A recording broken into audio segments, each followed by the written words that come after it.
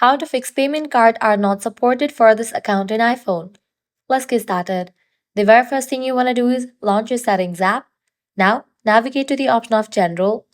Now head over to the option language and reason.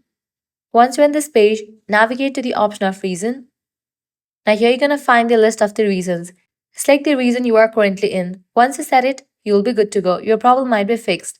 Next up, what you want to do is hit back, close this, launch your app store. Now click on the profile icon given at the top right corner. Click on your Apple ID given at the very top. Navigate to the option of country and region. Click on the option change country or region.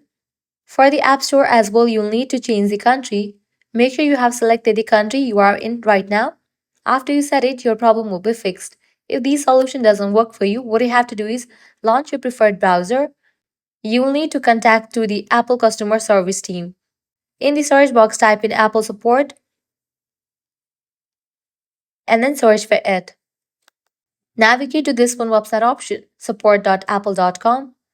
Once you're on this website, you can discuss about the issue to the Apple support team. So this way you can fix payment card are not supported for this account in iPhone. If this guide was helpful, do not forget to like, share and subscribe to our channel. Thanks for watching.